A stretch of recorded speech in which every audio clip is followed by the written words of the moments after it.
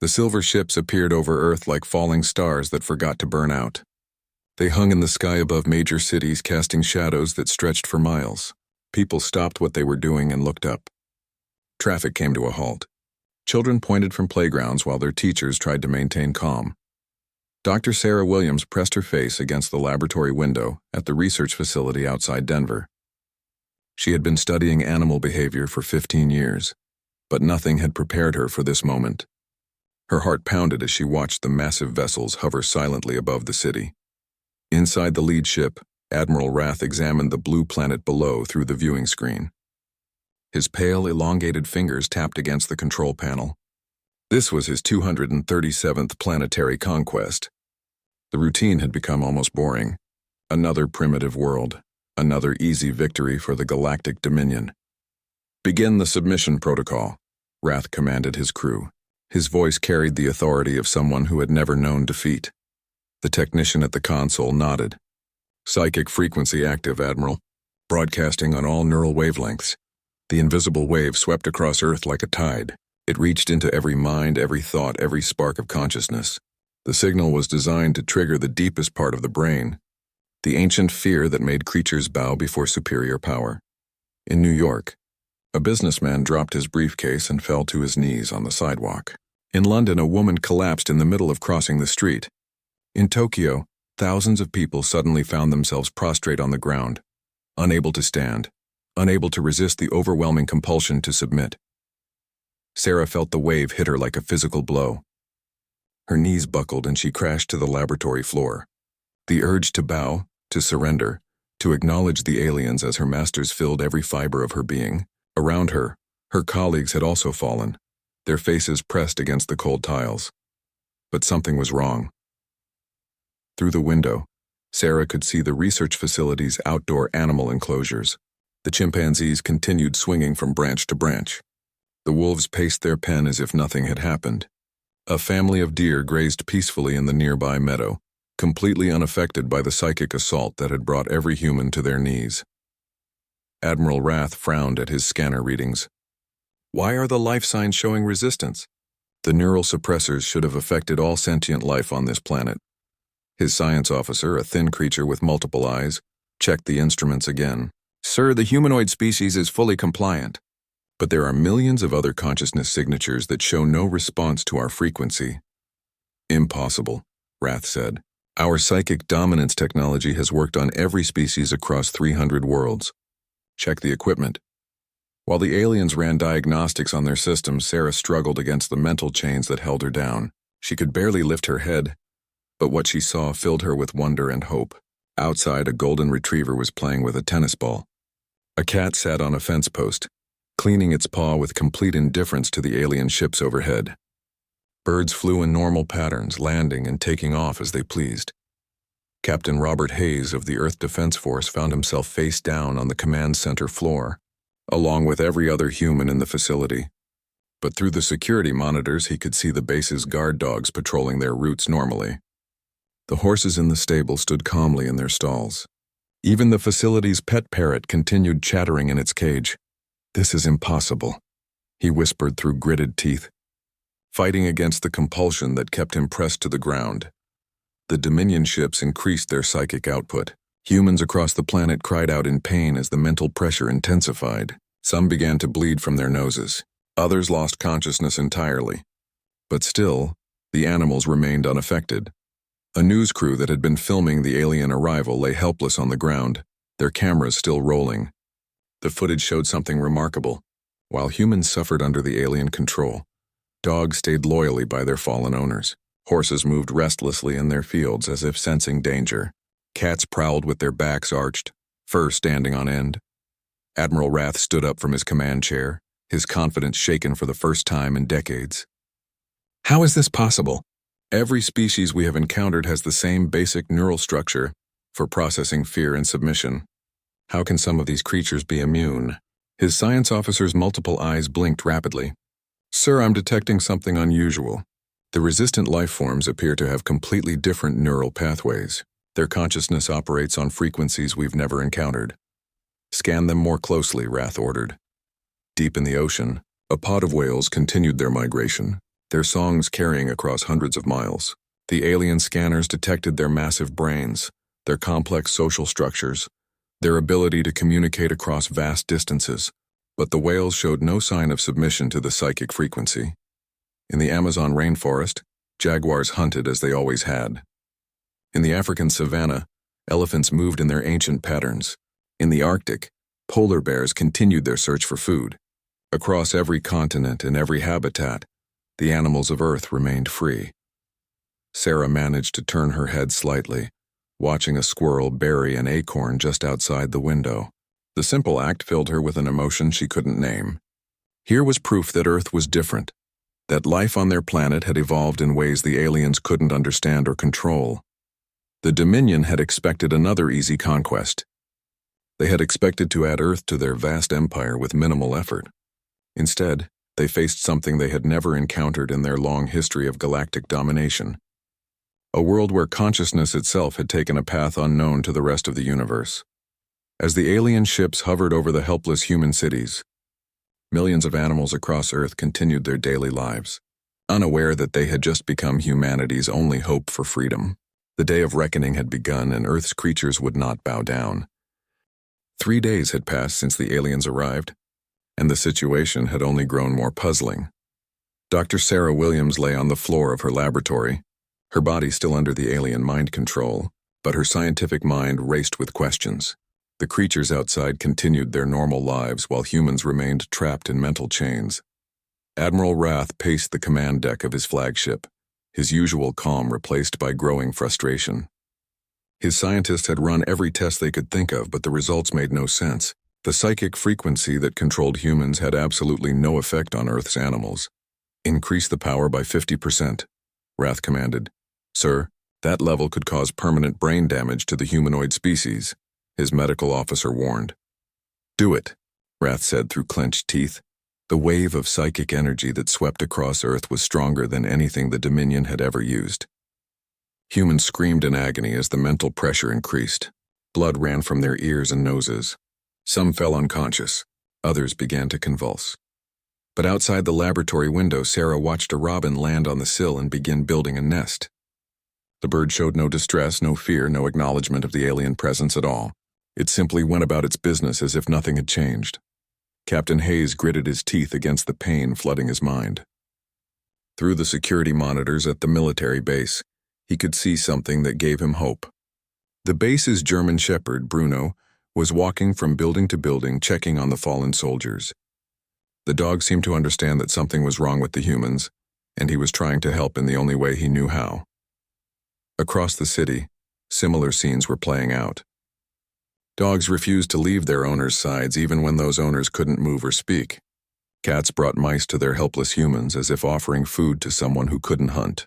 Horses paced nervously in their fields, sensing danger but unable to identify its source.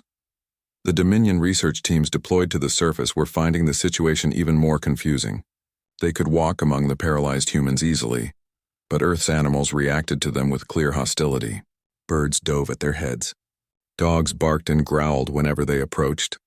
Even normally peaceful animals like rabbits ran away at their approach. Dr. Elena Rodriguez, a Dominion scientist, knelt beside a park where dozens of humans lay motionless. She was studying their brain patterns when a crow landed nearby and began cawing loudly. Soon more crows arrived. They formed a circle around the alien scientist, their black eyes fixed on her with unmistakable intelligence. "Fascinating," she whispered into her recording device. "The avian species appears to recognize us as a threat, despite having no previous contact with our kind." The crows began hopping closer, their caws growing louder and more aggressive. Elena backed away, but the birds followed. Soon she was surrounded by over 100 crows, all focused entirely on her. She had studied animal behavior on dozens of worlds, but she had never seen anything like this organized response. Meanwhile, in the ocean, the Dominion's underwater research vessel was having its own problems. A pod of dolphins had surrounded the ship and refused to leave. They swam in tight circles around the vessel, their clicks and whistles growing more frequent and complex. The ship's sensors detected that the dolphins were using their echolocation to map every detail of the alien technology. "They're studying us," reported the vessel's captain. These creatures are actively investigating our ship with their natural sonar. Admiral Wrath reviewed the reports with growing alarm. Every encounter with Earth's animals showed the same pattern: complete immunity to psychic control and active curiosity about the alien presence. Some species even showed signs of coordinated behavior that suggested a level of intelligence the Dominion had never encountered. Sarah managed to focus her thoughts despite the crushing mental pressure. She was a behaviorist, trained to observe and understand animal psychology. What she was seeing defied everything she knew about evolutionary development. On every other world the Dominion had conquered, all sentient life followed similar neural patterns. But Earth was different. The animals weren't just immune to the psychic control. They were responding to the alien presence with behaviors that suggested they understood the threat. A family of elephants had positioned themselves between a Dominion landing craft and a nearby village full of paralyzed humans. The elephants stood motionless like living barriers, refusing to move despite the aliens' attempts to drive them away. In the Amazon, jaguars had begun following Dominion research teams through the jungle. The big cats didn't attack, but they maintained a constant presence, watching everything the aliens did. When the research teams made camp, the jaguars positioned themselves just outside the light, their eyes reflecting in the darkness. Most disturbing of all were the reports from urban areas. House cats, normally independent and aloof, had begun gathering in large groups. They sat on rooftops and in alleyways, hundreds of them in perfect silence, all watching the alien ships with unblinking eyes. The sight was so unsettling that some Dominion soldiers refused to patrol areas where the cats had gathered. Admiral Wrath called an emergency meeting with his senior staff. "I need explanations," he demanded. "How is it possible that these creatures are immune to our most advanced neural control technology?" His chief scientist, Dr. Vell, had been studying the data for 3 days straight. "Admiral, I believe we're dealing with something unprecedented. These animals appear to have evolved consciousness along completely different pathways than any species we've encountered. Their neural networks operate on frequencies our technology cannot access." "That's impossible," Wrath said. "Consciousness is consciousness. Fear is universal. The need to submit to superior power is hardwired into every living brain. Not on this world." Dr. Vell replied quietly, "Sir, I think we need to consider the possibility that Earth's evolutionary path created something unique in the galaxy. These creatures don't just think differently than us. They think differently than every other species we know." Through the porthole of his ship, Admiral Wrath could see a flock of geese flying past in perfect formation. They showed no fear of the massive alien vessel, no deviation from their flight path. They simply flew by as if the ship didn't exist. For the first time in his long career of conquest, Admiral Wrath began to wonder if the Dominion had finally found a world they couldn't control. The humans were helpless, but their planet's other inhabitants remained completely free. And those free creatures were starting to show behaviors that suggested they were not just immune to alien control, but actively opposed to it. The day was coming when Earth's animals would make their stand, and the galaxy's greatest empire would learn what it meant to face a world that refused to bow down. The whales began their song at dawn on the 7th day.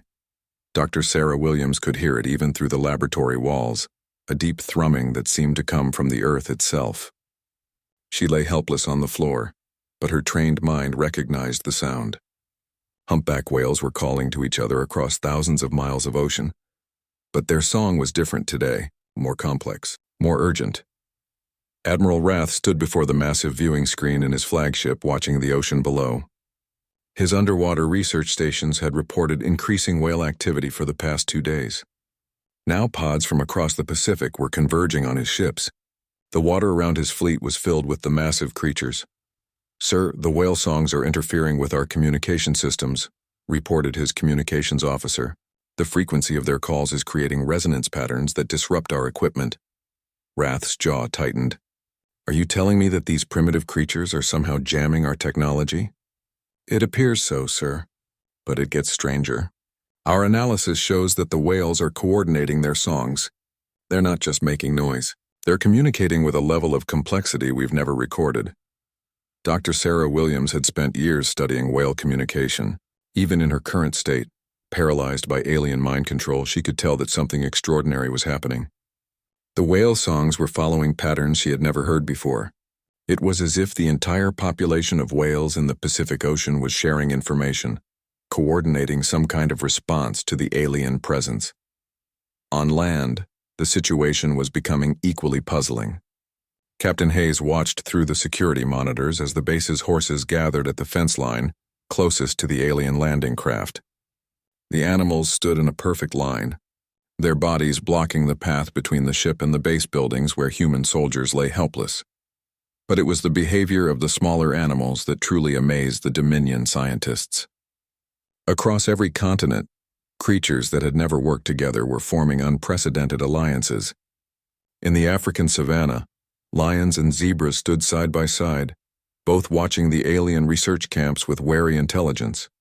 In the Arctic, polar bears and seals shared the same ice floes, their natural predator-prey relationship temporarily set aside.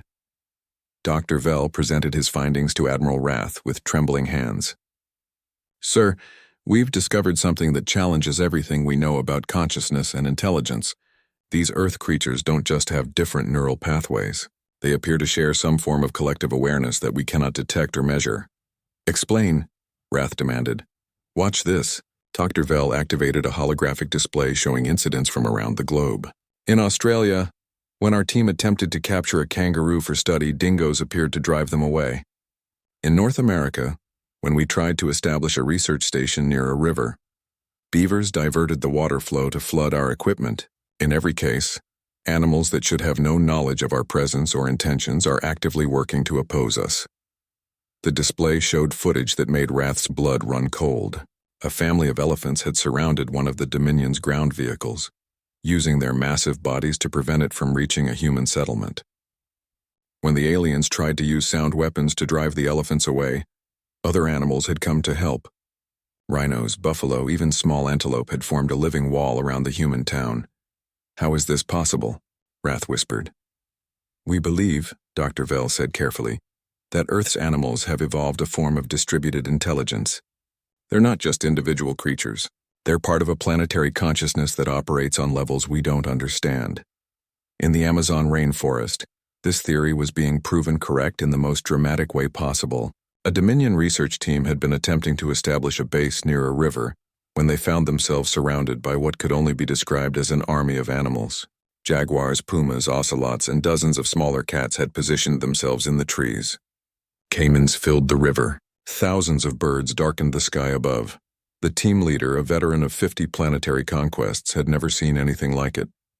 "They're organized," he reported back to the fleet.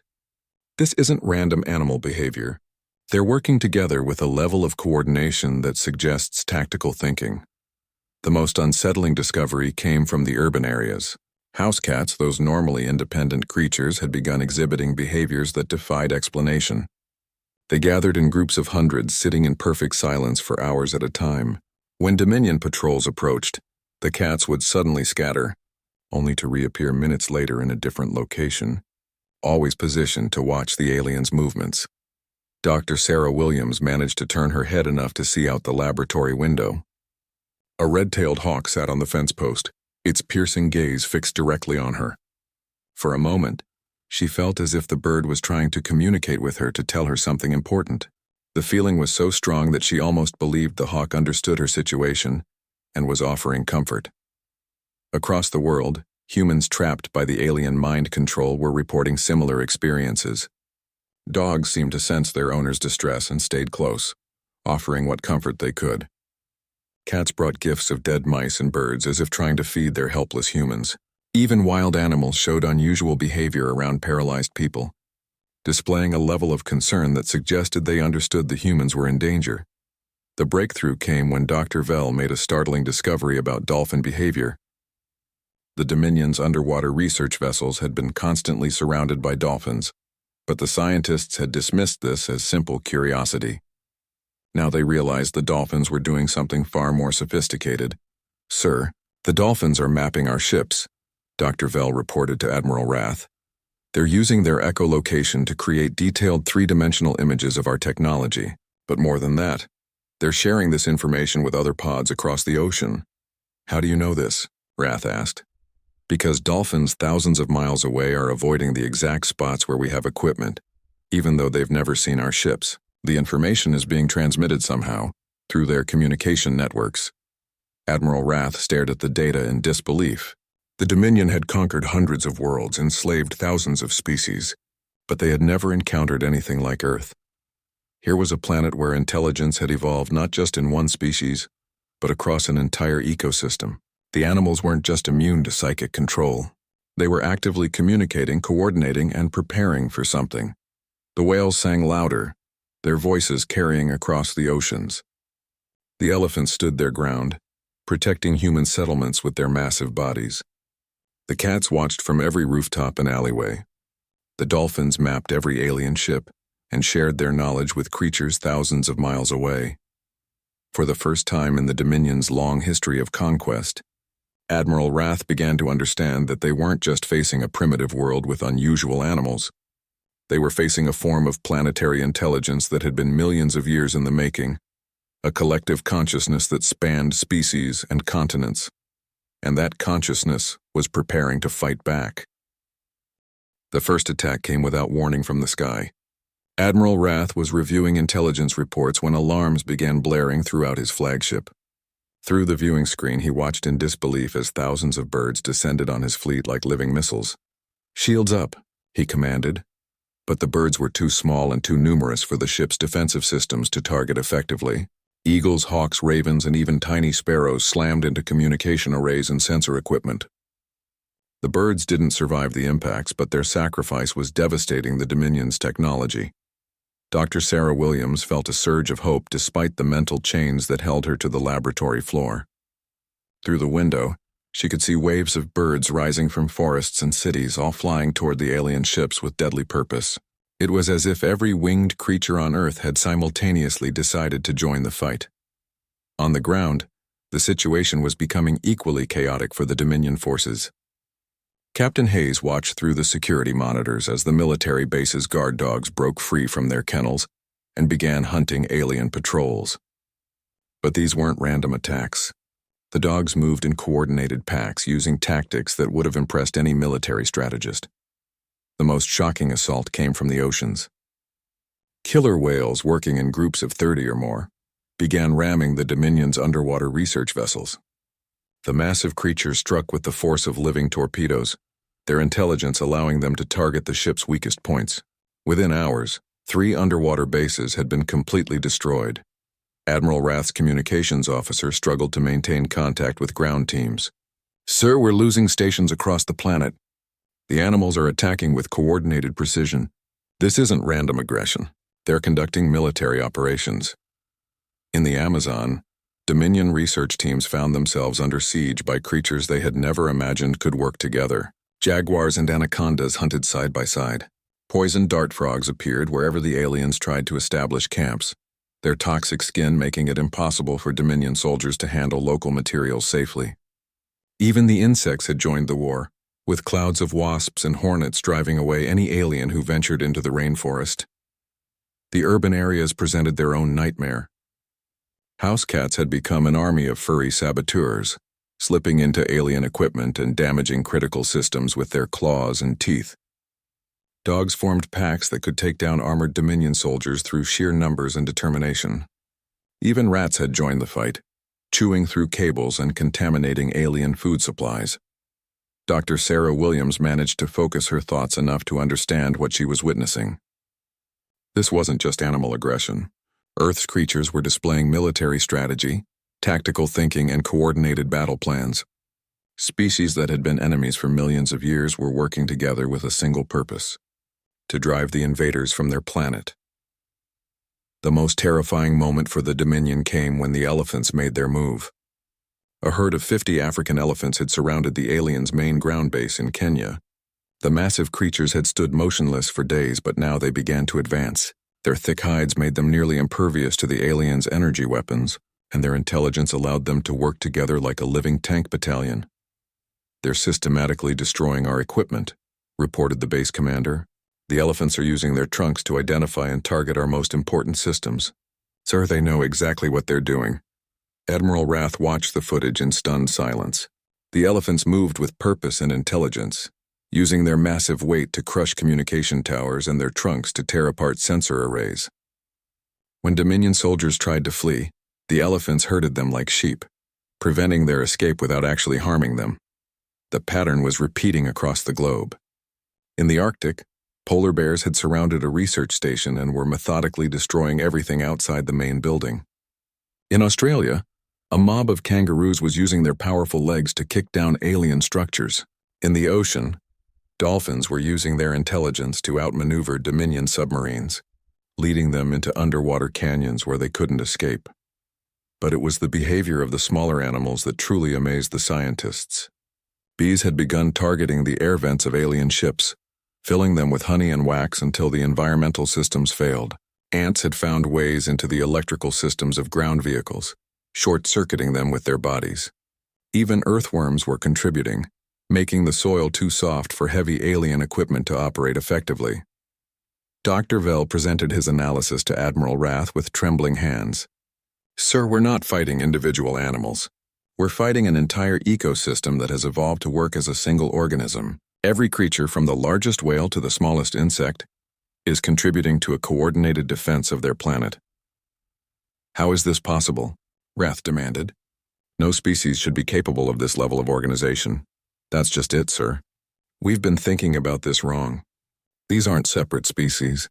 They're all part of Earth's biosphere, connected by evolutionary relationships we don't understand. They're defending their home with the collective intelligence of an entire world." Captain Hayes felt a moment of clarity cut through the alien mind control. Through the security monitors, he could see Bruno, the base's German shepherd, leading a pack of local dogs in an attack on alien equipment. The dog's intelligence and loyalty were inspiring other animals to join the fight. Even the base's horses had broken out of their stable and were using their hooves to damage alien vehicles. The most incredible sight came from the African savanna, where the largest gathering of animals in recorded history was taking place. Elephants, lions, zebras, giraffes, rhinos, and hundreds of other species had formed a massive herd moving toward the main Dominion base. Natural enemies walked side by side, united by a common purpose that transcended millions of years of evolutionary programming. "Sir," reported the communications officer, "we're receiving surrender requests from teams across the planet. They can't maintain their positions against the animal attacks." Admiral Rath stared at the tactical display showing the global situation. Red dots marked failed Dominion positions while blue dots showed advancing animal forces. For the first time in the Empire's history, they were losing a war not to advanced technology or superior numbers, but to the coordinated fury of an entire planet's wildlife. In the laboratory, Dr. Sarah Williams watched a family of raccoons systematically dismantle alien equipment that had been left outside. The clever creatures used their nimble fingers to remove components with surgical precision, rendering the technology useless. Their intelligence and dexterity made them perfect saboteurs. The whales continued their songs, now joined by dolphins and other marine mammals in a chorus that spanned the world's oceans. The sound was disrupting Dominion communications so effectively that many ships could no longer coordinate with each other. The ocean itself had become hostile territory, where alien vessels found themselves isolated and vulnerable. As night fell over Earth, Admiral Rath faced a reality that no Dominion commander had ever confronted. His superior technology was useless against an enemy that attacked with the collective intelligence of billions of creatures. His psychic weapons could control humans, but they had no effect on the animals that were systematically destroying his invasion force. Earth's animals had learned that the aliens were a threat, and they had responded with the full fury of evolution's greatest experiment, a world where intelligence had developed, not in isolation, but as part of a vast interconnected web of life that would defend itself with everything it possessed. Dr. Sarah Williams felt the psychic pressure weakening for the first time in 10 days. The constant mental assault that had kept her pinned to the laboratory floor was flickering, like a radio signal losing strength. She managed to lift her head and saw something that filled her with wonder and hope. Outside the window, a massive flock of starlings was flying in perfect formation around the alien ships. But this wasn't ordinary bird behavior. The starlings were moving in patterns that created interference with the aliens' psychic broadcasting equipment. Their coordinated flight was generating electrical fields that disrupted the mental control signals. Captain Hayes felt the alien grip on his mind loosening.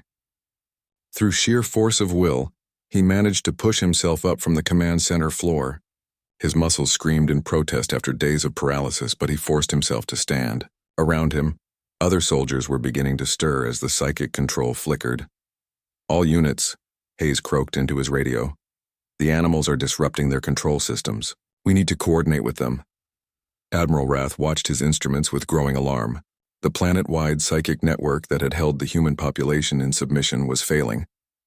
But it wasn't due to equipment malfunction. The Earth's animals were actively interfering with the signals through their movements, their sounds, even their bioelectrical fields. "Sir," reported his science officer, "the whale songs are creating resonance patterns that cancel out our psychic frequencies. The bird formations are generating electromagnetic interference. Even the movement of large herds is affecting our equipment through ground vibrations." Dr. Sarah Williams used her newfound freedom to study the data streaming in from monitoring stations worldwide. What she saw confirmed her most incredible theory. Earth's animals weren't just fighting the aliens randomly. They were working together in ways that suggested a level of intelligence and coordination that science had never documented. Dolphins were using their echolocation to map alien weaknesses and then communicating this information to other species through complex vocalizations. Elephants were responding to these signals by targeting the exact locations the dolphins had identified. Birds were following flight patterns that created maximum disruption to alien technology. "It's like they're all connected," Sarah whispered to herself as she analyzed the data. "They're sharing information across species barriers." Captain Hayes managed to reach his communications console. Around the world, human military forces were slowly regaining control as the alien psychic grip weakened. But instead of preparing traditional military responses, they found themselves coordinating with Earth's animals in unprecedented ways. "Sir," reported a soldier from the Australian base, "a pack of dingoes is leading us to hidden alien equipment. They seem to know exactly where everything is located." Similar reports came in from every continent. In Africa, meerkats were acting as scouts, warning human forces about alien patrol movements. In North America, ravens were dropping messages between isolated human groups. In South America, jaguars were guiding rescue teams to locations where humans were still trapped under alien control. The most remarkable discovery came from Dr. Williams's analysis of animal communication patterns. "The whales aren't just singing," she realized. "They're broadcasting information to land animals through low-frequency vibrations that travel through the ground. The entire planet is connected by a communication network we never knew existed." This revelation changed everything.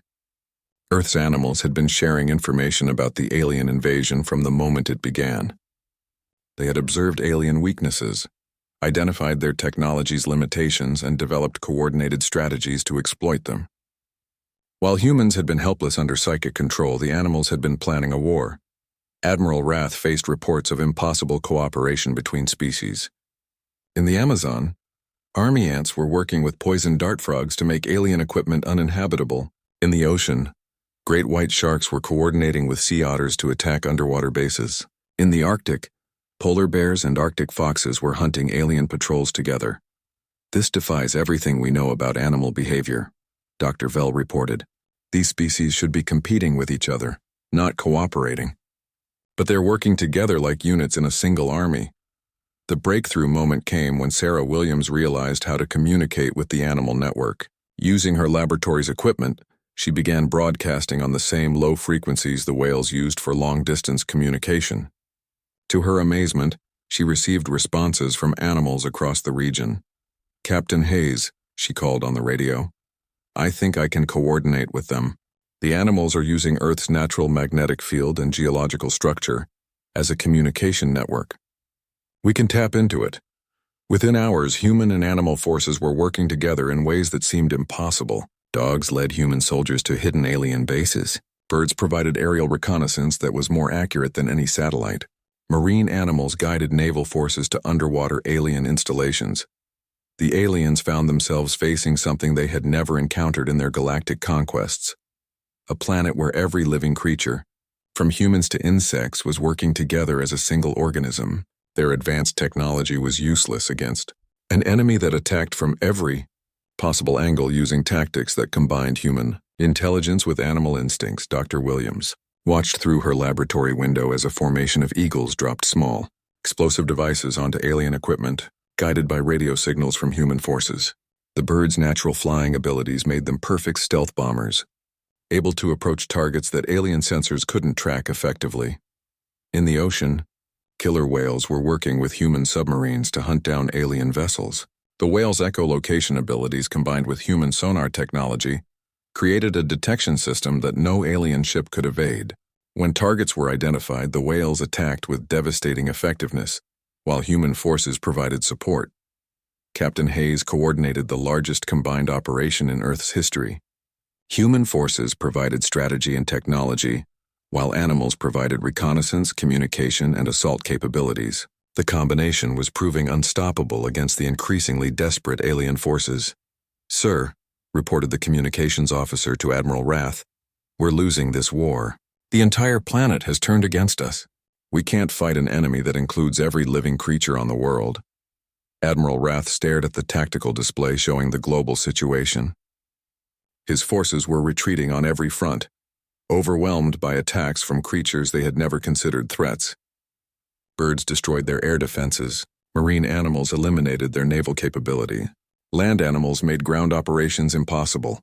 But the most devastating realization was yet to come. Dr. Williams made a discovery that would change how humans understood their relationship with Earth forever. The animals weren't just fighting alongside humans, they were protecting them, treating humans as part of Earth's ecosystem that needed to be defended.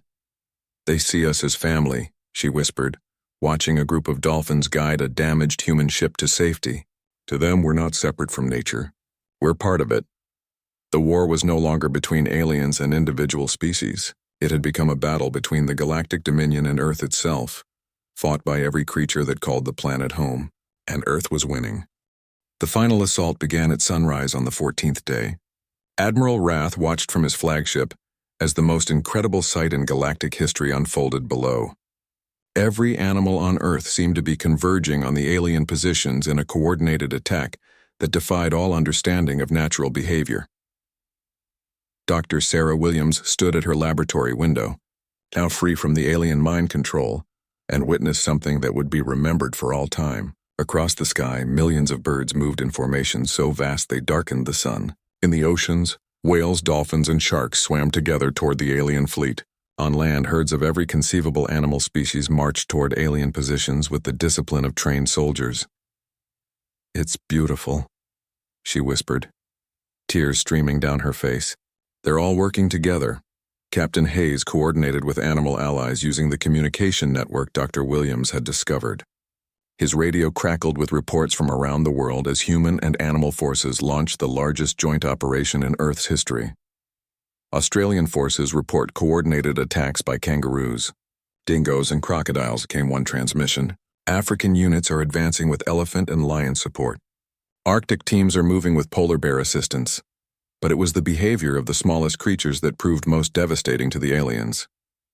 Billions of insects had joined the assault, their tiny bodies capable of infiltrating alien equipment in ways that larger animals could not. Bees filled air vents with honey until ships suffocated. Ants short-circuited electrical systems with their bodies. Termites consumed anything made of organic materials. Admiral Rath's flagship shuddered under attack from creatures he had never considered a threat. A flock of pelicans had somehow disabled his main engines by precisely targeting cooling vents. Schools of flying fish were launching themselves at his ship's sensors with suicidal accuracy. Even jellyfish in the ocean below were pulsing in patterns that interfered with his ship's navigation systems. "Sir," his communications officer reported with a trembling voice, "we're receiving reports from across the galaxy. Word of our situation here has spread. The other member worlds of the Dominion are asking how it's possible that we're being defeated by animals."